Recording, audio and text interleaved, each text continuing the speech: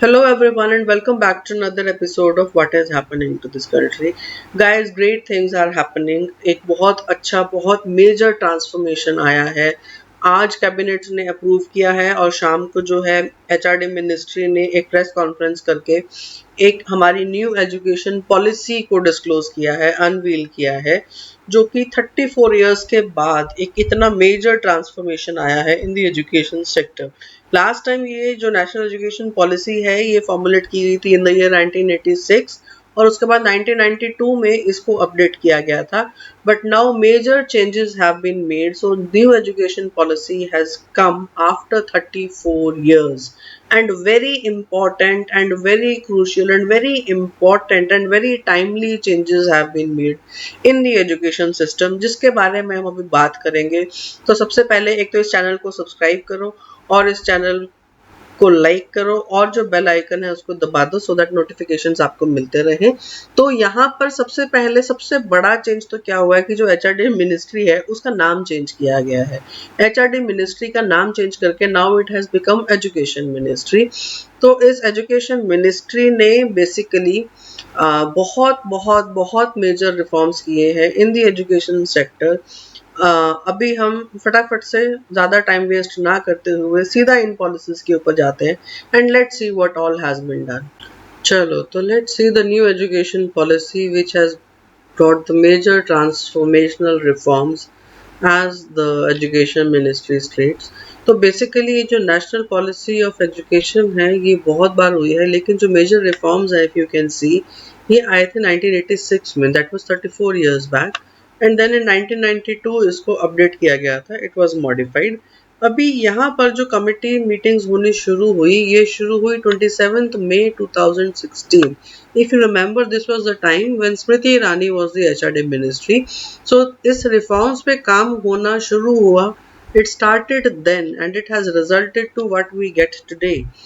तो a very thorough research has been done with बहुत सारे ग्राम पंचायत, बहुत सारे ब्लॉक्स, बहुत सारे डिस्ट्रिक्ट से जो है इनफैक्ट पब्लिक से भी इसमें ड्राफ्ट भेजा गया था, पब्लिक में भी to get the comments from the people actually.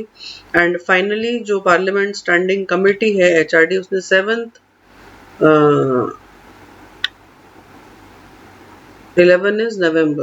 नवंबर 2019 को जो है पार्लियामेंट्री स्टैंडिंग कमेटी की मीटिंग में इसको रखा गया था and finally it has got approved. तो बेसिकली ये जो मेजर रिफॉर्म्स है ये किस तरह से किए गए हैं. सबसे पहला जो ग्रॉस एनरोलमेंट रेशियो है इसको कोशिश की जा रही है to bring it up to 50% by 2035. When we are talking about gross enrollment ratio, we are talking about the number of students जो स्कूल से कॉलेज में जाते हैं. तो बेसिकली स्कूल एजुकेशन जब हो जाता है तो 20 as of now 26 point something percent जो बच्चे हैं वही हायर एजुकेशन के लिए जा पाते हैं. तो कोशिश हो रही है कि ये जो नंबर है ये 26% से बढ़कर 50% तक जा पाए. तो होलिस्टिक और मल्टी डिसिप्लिनरी एजुकेशन होगी. There will be a flexibility of subjects. That means अब बच्चे जो हैं वो एक फिक्स्ड करिकुलम बेस्ड पर नहीं चलेंगे. इट इज़ नॉट लाइक कि आपको स्पेसिफिकली आर्ट्स या कॉमर्स या साइंस में ही पढ़ाई करनी है. Now you can have flexibility of subjects. आप केमिस्ट्री के साथ ज्योग्राफी और अप्लाइड आर्ट्स भी ले सकते हैं. तो जैसे जैसे बच्चों की कैपेबिलिटीज होंगी, जैसे बच्चों का इंटरेस्ट होगा, अब वो वैसे पढ़ पाएंगे. तो multiple entry and exit scheme ये एक बहुत इंपॉर्टेंट स्टेप है मल्टीपल एंट्री एग्जिट स्कीम में. स्पेशली जो हमारा अंडर ग्रेजुएट प्रोग्राम है, जो ग्रेजुएशन प्रोग्राम है 3 और 4 इयर्स का, इसमें इट इज़ नॉट लाइक कि अभी तक जो सिस्टम है उसमें जब आपने 3 इयर्स ग्रेजुएशन किया तो ही उस डिग्री का वैल्यू है, otherwise it is useless. Now it will not be so. The graduation programme will be of 4 years.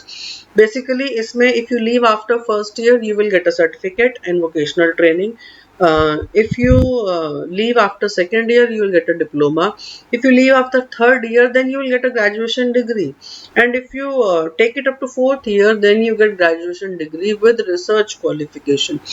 तो basically after every year when you leave तो multiple exit है in this manner कि अगर आप exit करते भी हैं even then your degree will be of value and you can use that degree in your life to pursue whatever career you want, and there is a multiple entry also for the same, क्योंकि because every year has whatever certificate or diploma or graduation degree or research degree you get, it has a value. तो it is not useless and now you are not out of the system. तो अगर आपने suppose second year करके diploma ले लिया है and you have taken a sabbatical for some reason कि आप education पूरी नहीं कर पाए, then after few years, if you want, you can go back to the third year where you left. You can start from that. तो ये एक बहुत इम्पोर्टेंट है. अब वो टाइम पीरियड क्या होगा कि कितने साल तक, क्योंकि ऐसा नहीं है कि आप 10 साल बाद कहो कि मुझे सेकेंड ईयर से थर्ड ईयर में जाना है. Of course there will be a time limit because in the mean time curriculum would have been revised. तो कुछ साल तक you can get back to your education from where you left. तो ये एक मल्टीपल एंट्री एग्जिट, ये बहुत important है और बहुत अच्छा काम किया है. जो पोस्ट ग्रेजुएशन प्रोग्राम है वो भी अकॉर्डिंगली रिसर्च इंक्लूड करके 1 और 2 ईयर का होगा. इंटीग्रेटेड 5 years बैचलर्स और मास्टर्स डिग्री रहेंगी. MPhil will now be discontinued.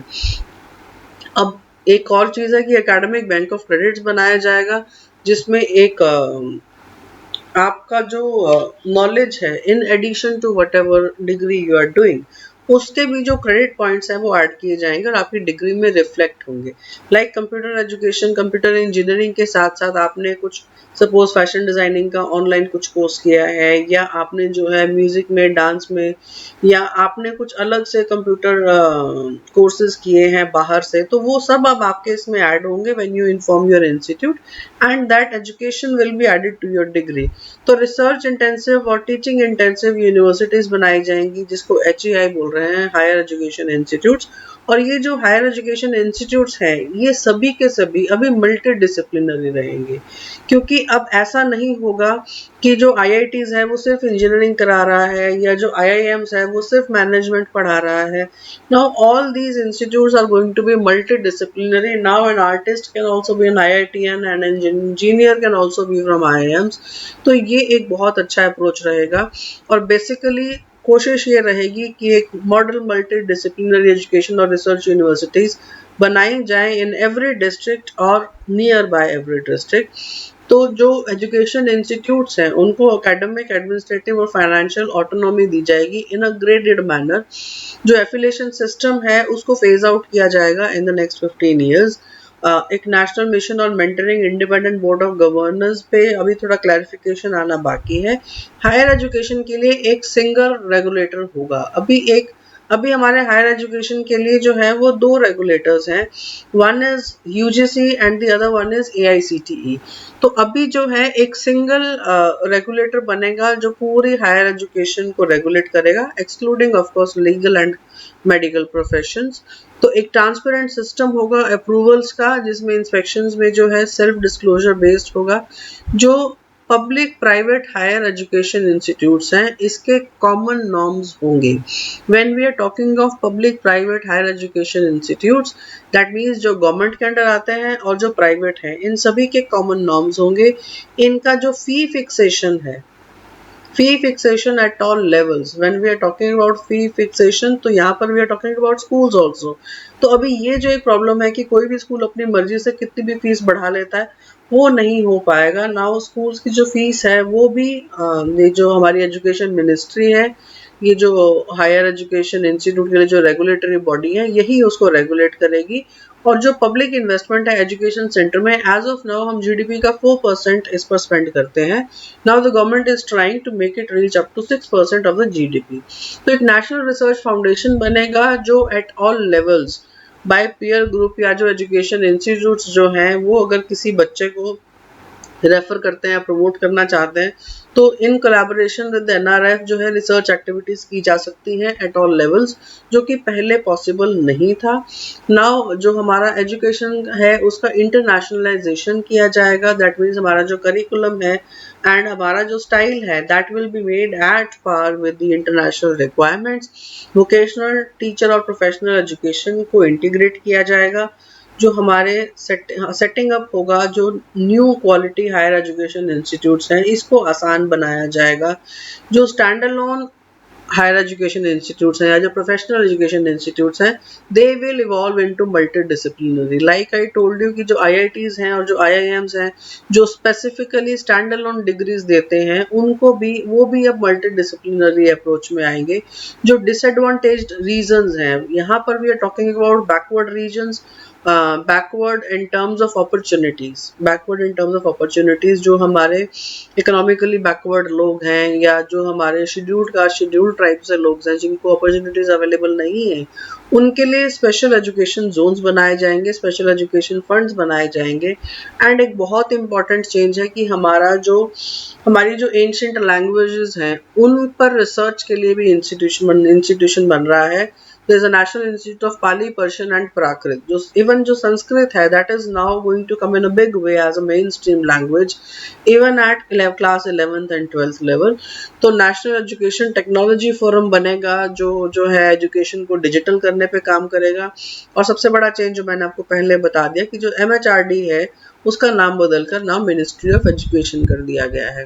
तो अभी जो बेसिकली फोकस रहेगा वो इंडियन नॉलेज सिस्टम्स पे, लैंग्वेजेस पे, कल्चर और वैल्यूज पर भी होगा साथ के साथ। तो फोकस होगा जो हमारे इंडियन लैंग्वेजेस हैं उसकी जो वोकैबुलरी है, उसका जो लिटरेचर है उसके ऊपर, लैंग्वेज फैकल्टीज होंगी, लैंग्वेजेस के ऊपर रिसर्च होंगे। जो हमारे नेशनल इंस्टीट्यूट्स हैं उनको स्ट्रेंथन किया जाएगा to promote classical languages and literature. Indian institute of translation and interpretation भी बनाया जाएगा। जो हमारे इंडियन नॉलेज सिस्टम है उसकी कल्चरल अवेयरनेस के लिए काम किया जाएगा। जो ट्रेडिशनल आर्ट्स हैं, जो हमारी लोक विद्या है, उसको प्रमोट किया जाएगा। And higher education institutes oblique school और school complex to have artists in residence.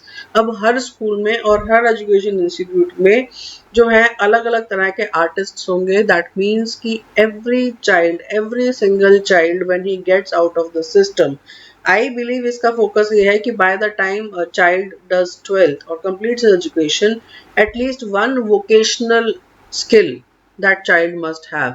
और ये बहुत इंपॉर्टेंट है क्योंकि that sets a tone for the future. Now they can go ahead in their career with some skill. तो basically technology को promote किया जाएगा, use of technology in education planning, teaching, learning and assessment, administration and management. जो regulation है, self disclosure और कि human interface को minimise किया जा सके, ये बेसिकली एजुकेशन को डिजिटाइज करने पर हो रहा है। इससे increasing access for disadvantaged groups, like I said, special education zones बनाए जाएंगे। जो एजुकेशन सॉफ्टवेयर है वो दिव्यांग फ्रेंडली होंगे। और जो ई कंटेंट है जो अभी तक एज ऑफ नाउ मेजरली सिर्फ इंग्लिश और हिंदी में ही अवेलेबल होता था, ये अब रीजनल लैंग्वेजेस में भी अवेलेबल कराया जाएगा। वर्चुअल लैब्स बनेंगी, स्कूल्स, टीचर्स और स्टूडेंट्स को डिजिटल इक्विप किया जाएगा और नेशनल एजुकेशनल टेक्नोलॉजी फोरम भी डिजाइन किया जाएगा। तो बेसिकली जो हमारा एजुकेशन सिस्टम है, जो अर्ली चाइल्डहुड केयर एजुकेशन है, उसको यूनिवर्सलाइज किया जाएगा। दैट मीन्स यूनिवर्सली एक्सेप्टेबल जो नॉर्म्स हैं, जो प्रैक्टिसेस हैं, उनको अब लाया जाएगा। जो नेशनल मिशन है that is on foundational literacy and numeracy. जो हमारा स्ट्रक्चर है एजुकेशन का, जो एज ऑफ नाउ 10+2 सिस्टम हम पढ़ते हैं, दैट मीन्स 10th का board and then 2 years of +1 and +2। अब ये जो सिस्टम है ये 5+3+3+4 के बेस पर डिजाइन किया जाएगा। जो करिकुलम है, 5 is the pre primary, nursery, LKG, UKG, first and second, till second standard it is pre primary. Then primary will be 3rd to 5th, उसके लिए एक अलग करिकुलम होगा। Then 6th, 7th, 8th the middle schooling and the 4 years 9th, 10th, 11th and 12th will be the secondary education. तो जो curriculum इन सब के लिए अलग अलग तरह से डिजाइन किया जाएगा to integrate 21st century skills, mathematical thinking and scientific temper। जो ये देखो बहुत इंपॉर्टेंट जो मैंने पहले बताया था, no rigid separation between arts and sciences, between curriculum and extra curricular activities, between vocational and academic streams. अब इन सब के बीच में कोई रिजिड सेपरेशन नहीं है। Now students as per their जैसा जैसा जिसका एक्यूमेंट है वैसे वैसे वो अपना चॉइस ऑफ सब्जेक्ट्स ले सकता है। एजुकेशन ऑफ गिफ्टेड चिल्ड्रन, इस पर क्या कर रहे हैं as of now, even I want more clarity on this. As soon as I get this I get back to you. Gender inclusion fund होगा basically for girl child and जो special education zones बनेंगे like I told you. जो हमारी बाल विद्या scheme है that will be now up to grade 12। That means जो right to education के अंडर जो हम देते हैं कि कन्या बाल विद्या जो होता है कि till 14 years, right to education was till now till 14 years, की 6 से 14 साल के बच्चों को जो है फ्री एजुकेशन प्रोवाइड करना जरूरी है। यहाँ पर प्रॉब्लम क्या होता था कि by the time a child goes to 14 years the child is in 8th standard, तो बहुत सारे बच्चे 8th स्टैंडर्ड के बाद ही एजुकेशन सिस्टम से बाहर हो जाते थे। तो वो जो जो एजुकेशन 8 तक मिलता है that is actually of no use कि वो उसको आगे परस्यू अपना करियर उसमें कर पाए। तो अभी ये जो राइट टू एजुकेशन है नाउ अब ये कर दिया गया है फ्रॉम 3 to 18 ईयर्स। तो इसमें प्राइमरी एजुकेशन भी अच्छा मिलेगा एंड क्योंकि अब ये 18 ईयर्स की एज तक हो गया है that means now till 12th education will B free, compulsory education will B free. तो क्योंकि और एक तो 12th तक हो गया है, 12th तक बच्चा थोड़ा सा प्रोफेशनल स्ट्रीम में आता है एंड प्लस क्योंकि अब फोकस ये है कि जैसे ही बच्चा स्कूल सिस्टम से निकले every child must have at least one vocational skill. That means every child who is of 18 years of age, who is now a youth, has at least one vocational skill. तो ये बच्चे जो हैं ये at least अपने life में एक stream पकड़ लेते हैं और कहीं ना कहीं सेटल हो जाएंगे। That will help in bringing them up economically also.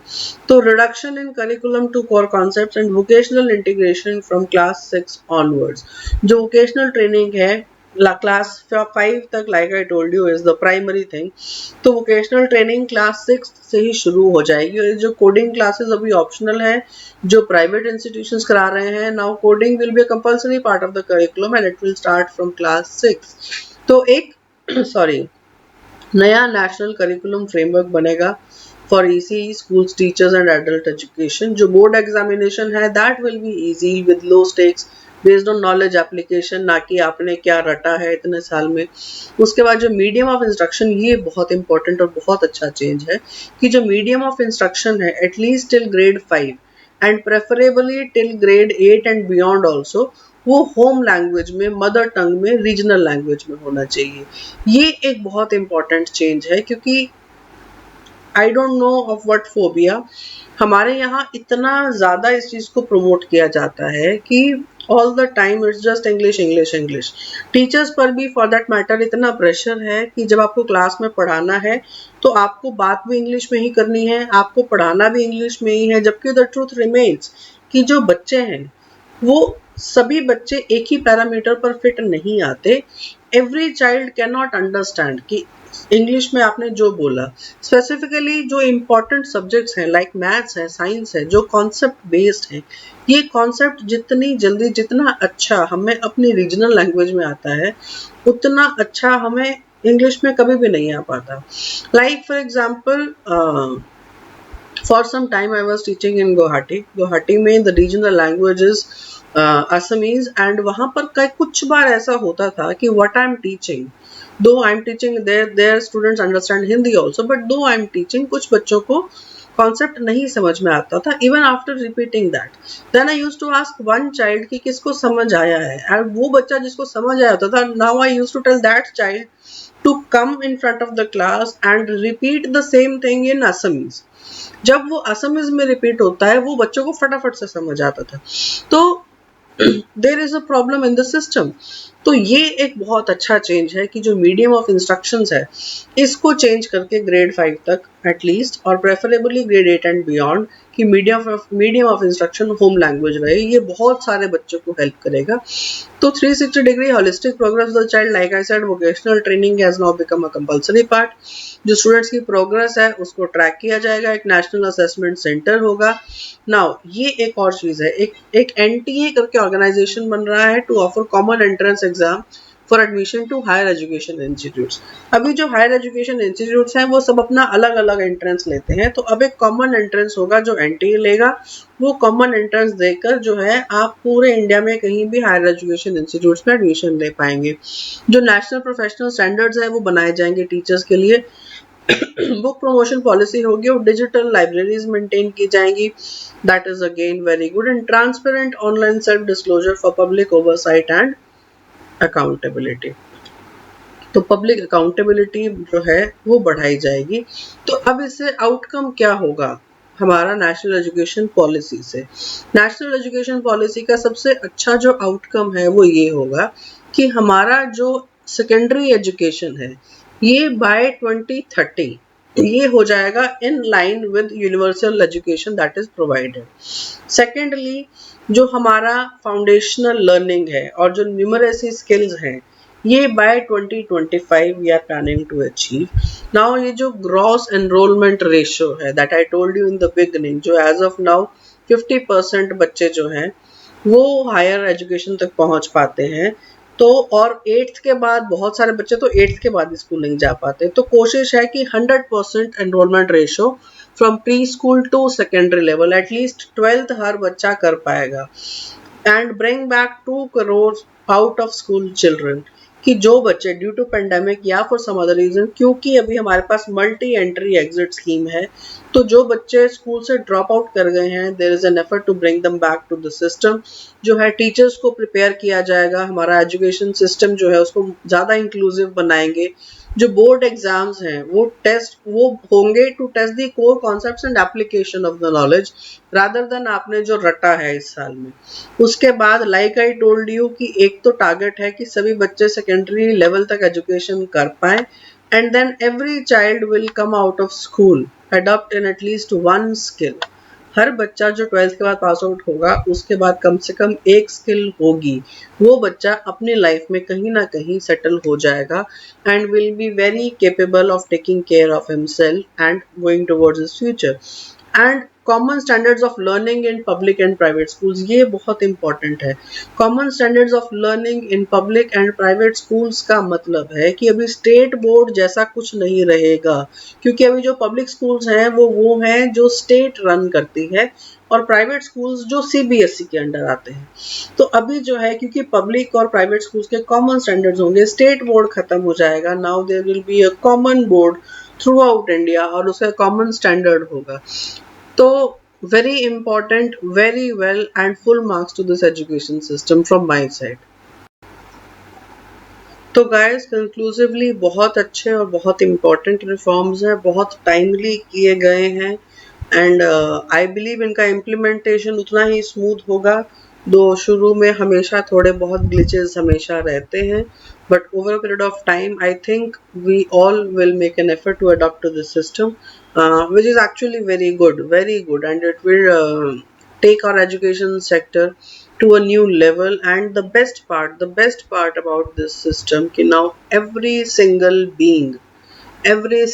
being after this generation, after जो लोग अभी 10th से निकलेंगे 12th करके, अभी वालों के लिए नहीं जो करंट बैच में है, but in the near future every child that is, एक तो एजुकेशन कंपलसरी है वेरी इंपॉर्टेंट, और उसके बाद जो भी 12th करके निकलेगा everybody will have some skill that will help him to find a way in his life.